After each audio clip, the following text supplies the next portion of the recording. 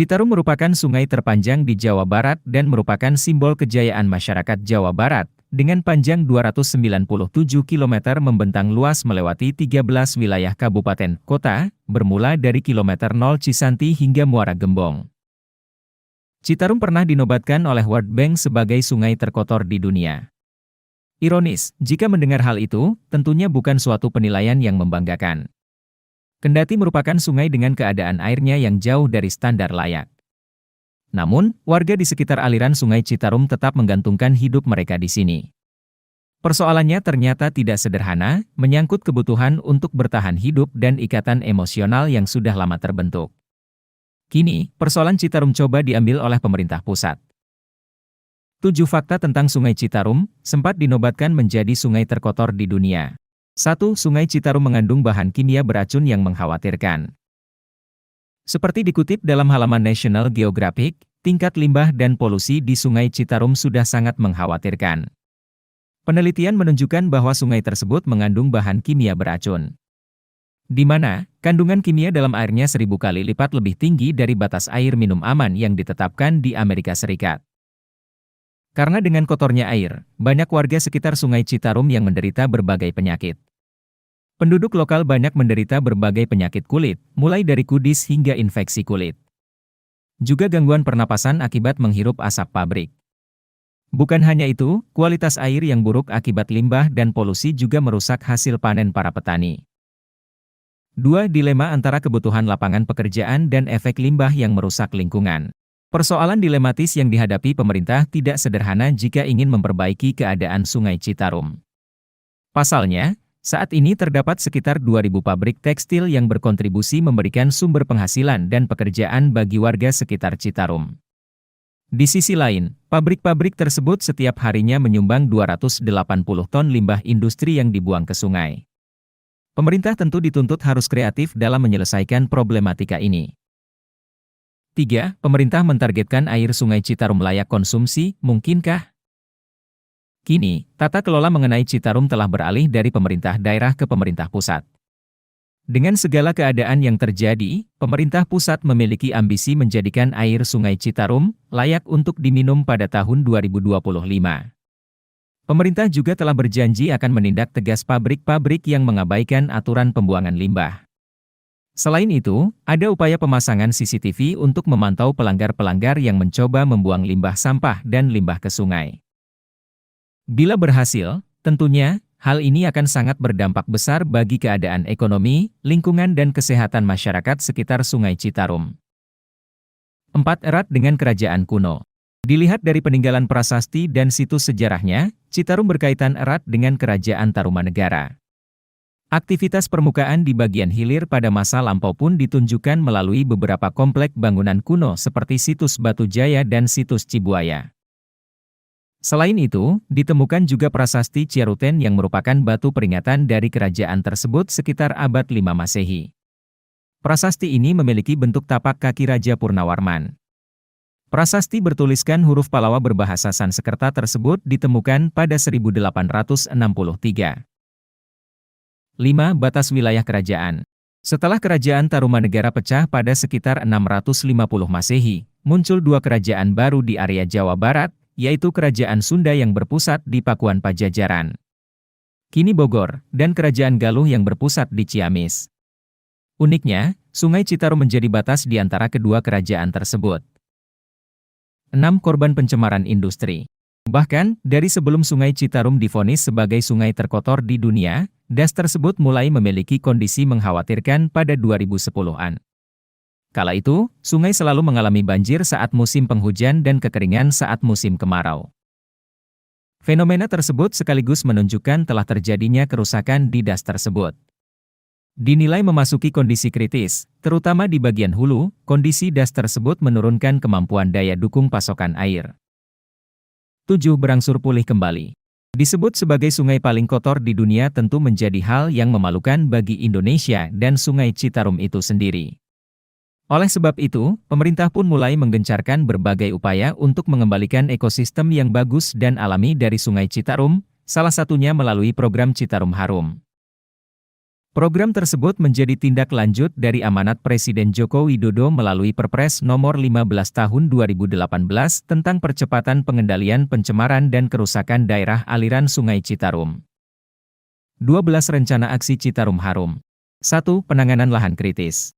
Luas lahan kritis di wilayah Das Citarum. Jumlah luas lahan kritis adalah 199.514,14 hektar atau sekitar 29,24% dari total seluruh wilayah Das Citarum yang terdiri dari kategori sangat kritis dan kritis. 2. Penanganan limbah industri.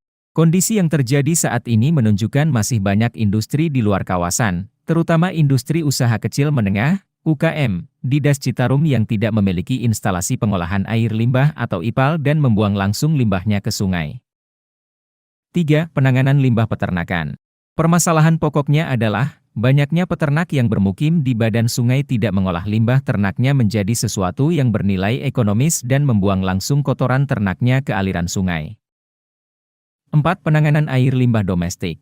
Isu strategis Citarum Harum, aspek penanganan air limbah domestik, tidak terlepas dari konteks pembangunan sanitasi nasional dengan target pencapaian akses sanitasi layak 100%, yang harus dituntaskan tahun 2019, dan akses sanitasi aman tahun 2030 sesuai kesepakatan SDGs.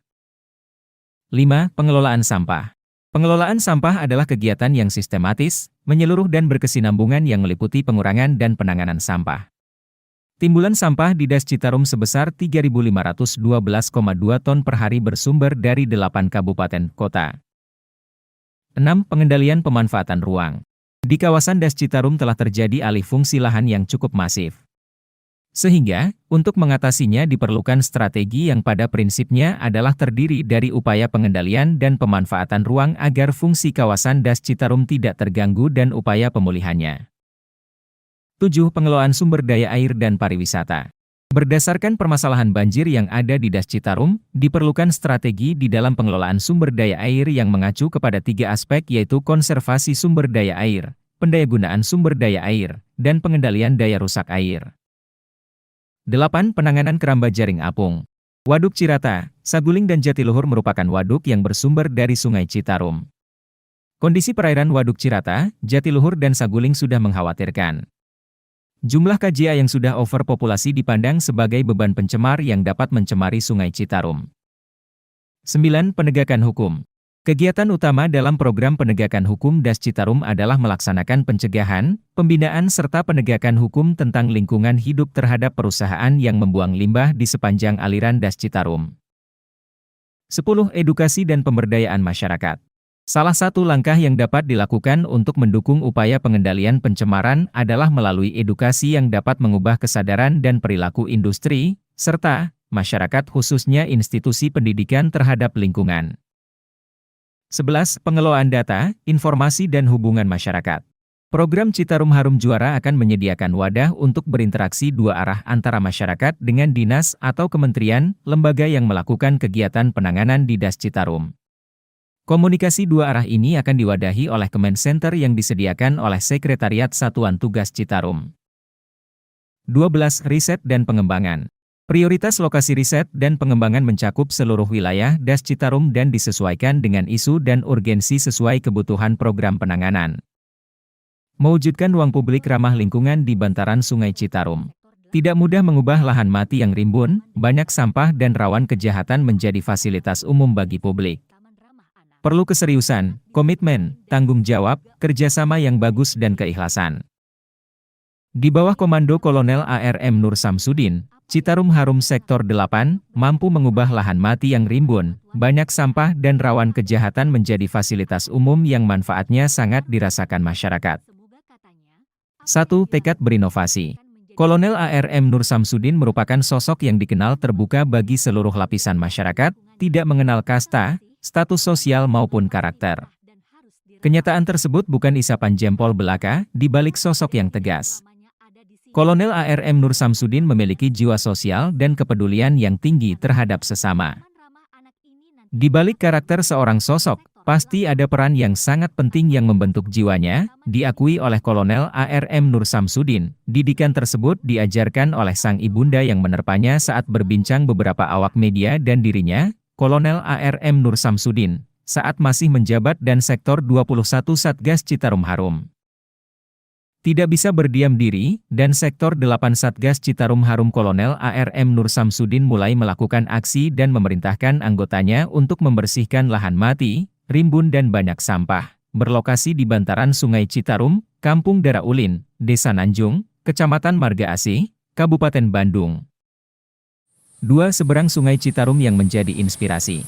Setelah bantaran Sungai Citarum dibersihkan, tentunya memerlukan tempat untuk duduk dan bersantai, makanya dibuatlah tempat duduk.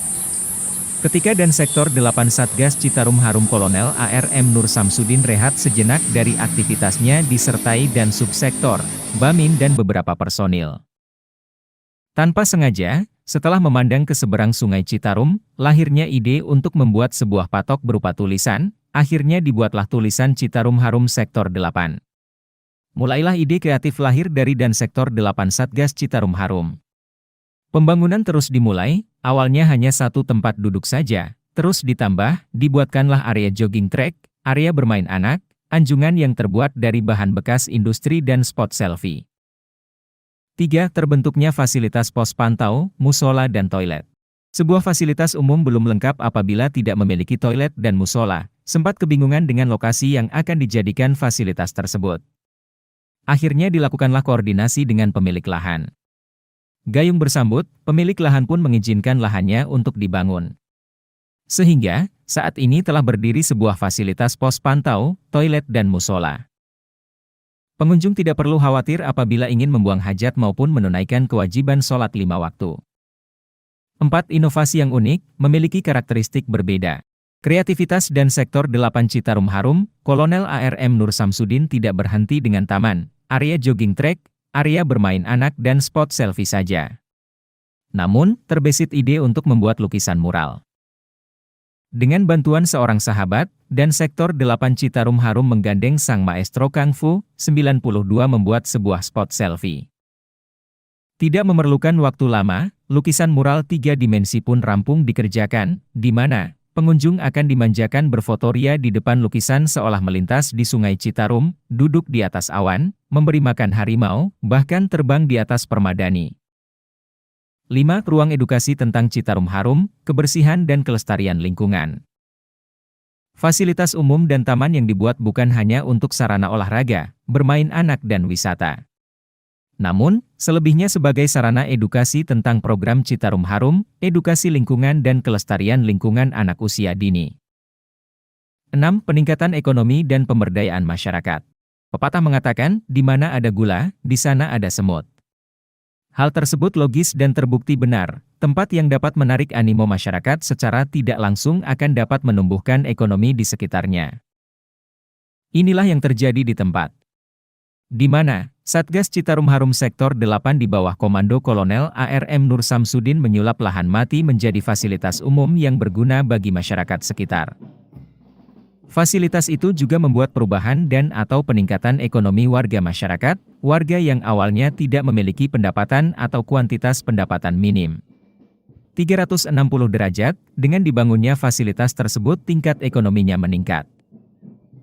Tidak menutup kemungkinan, apabila lokasi yang dibangun ini mendapatkan dukungan dari pemerintah, baik moral maupun material dapat ditingkatkan ke level yang lebih luas lagi dan radius pertumbuhan ekonomi, indeks kebahagiaan, pertumbuhan pendidikan kelestarian lingkungan akan semakin berkembang luas. Tentunya, apabila niat awal dan Sektor 8 Satgas Citarum Harum tidak dialihfungsikan ke depannya oleh para penerus generasi fasilitas umum tersebut. Citarum Harum memasuki tahun kelima, 2 tahun ke depan setelah target 7 tahun program tersebut rampung. Apakah keberhasilan yang telah diperjuangkan oleh prajurit Siliwangi akan dapat dipertahankan, ditingkatkan atau ibarat kemarau ribuan tahun turun hujan sekali akan menyebabkan banjir kembali? Karena Citarum kembali menjadi sungai terkotor di dunia tempat bergelimang sampah dan limbah, itu merupakan sebuah misteri, namun dapat diupayakan dan dibiasakan semenjak dini. Sehingga, menjadi habit bagi masyarakat. 7. Penamaan dan identitas sebuah keberhasilan. Fasilitas umum yang dibangun oleh Satgas Citarum Harum Sektor 8 dibangun dengan kerja keras dan perjuangan. Ini bukan hal mudah, fasilitas yang diciptakan dengan segudang manfaat di dalamnya berupa area jogging track, ruang ramah anak, area bermain, sarana edukasi program Citarum Harum dan kelestarian alam. Maka, sangat pantas disebut ikon. Dan Sektor 8 Satgas Citarum Harum, Kolonel ARM Nur Samsudin resmi memberikan nama, Taman Ikon Sektor 8. 8 Taman Ikon Viral dan Animo Masyarakat. Taman Ikon Sektor 8 sebagai buah karya Satgas Citarum Harum menjadi perhatian khusus dan magnet yang kuat bagi masyarakat sekitar. Keberadaannya belum pernah sepi dari pengunjung. Ini merupakan fakta yang terjadi terhadap Taman Ikon Sektor 8. Jauh hari sebelum peresmian dan saat informasi ini dipublikasikan, animo masyarakat untuk berkunjung sangat tinggi. Terbukti, setiap hari pengunjung berbondong-bondong datang, apalagi di hari weekend. Tidak sedikit, para YouTuber yang ikut mengabadikan Taman Ikon Sektor 8 sebagai bentuk apresiasi dari wujud kreativitas, seni, hiburan, pendidikan dan kemajuan teknologi.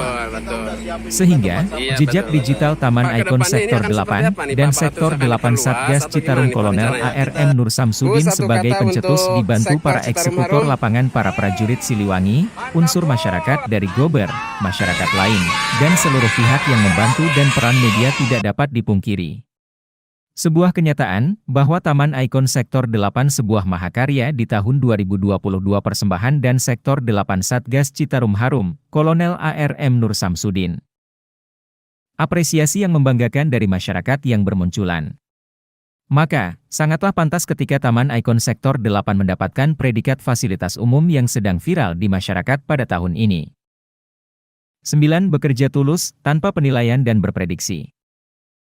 Dibangunnya Taman Ikon Sektor 8 oleh Satgas Citarum Harum berlandaskan kerja tulus dan ikhlas. Tidak kenal lelah, personil terus bekerja demi terwujudnya sebuah fasilitas umum bagi warga masyarakat. Tanpa pamrih memperhitungkan biaya yang dikeluarkan dan tidak terprediksi bahwa Taman Ikon Sektor 8 akan viral dan mampu menarik perhatian masyarakat dan banyak pihak. 10. Kunjungan Pangdam 3 Siliwangi hingga Wakil Gubernur Jawa Barat. Pangdam 3 Siliwangi Mayor Jenderal Kunto Arif Wibowo meluangkan waktunya untuk mengunjungi pembangunan ruang terbuka hijau di Sektor 8 Citarum Harum, berlokasi di Taman Ikon Sektor 8, Senin, 15 Agustus 2022. Pangdam 3 Siliwangi, Mayor Jenderal Kunto Arif Wibowo mengaku sangat terkesan dengan capaian progres tahapan pembangunan di bantaran Sungai Citarum tersebut. Pencapaian progres ini nantinya bisa diedukasi ke masyarakat. Kita mencoba wahana yang bisa dijadikan satu nilai manfaat bagi masyarakat dan seharusnya nanti bagaimana masyarakat itu sendiri yang bisa memelihara.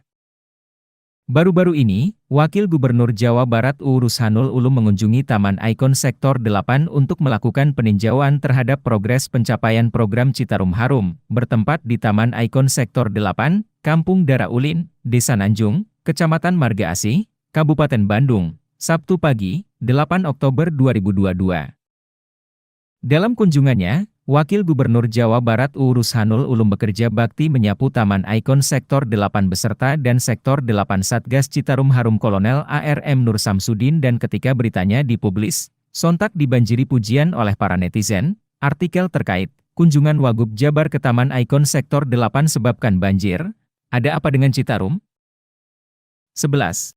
Kunjungan dari kalangan sekolah. Beberapa sekolah di mana siswa disertai tim pengajar dari mulai PAUD, TK, SD hingga SMP telah berkunjung dan memanfaatkan fasilitas Taman Ikon Sektor 8 untuk mengedukasi anak didiknya terutama edukasi semenjak dini terkait program Citarum Harum, kebersihan dan kelestarian lingkungan. Dari semua pemaparan tersebut dapat kita lihat betapa pentingnya pendidikan lingkungan bagi masyarakat luas juga anak usia dini. Terlepas dari cara dan kreativitas yang dijalankan. Harum! Citarum! Harum! Citarum! Harum! Sektor 8! Mantap!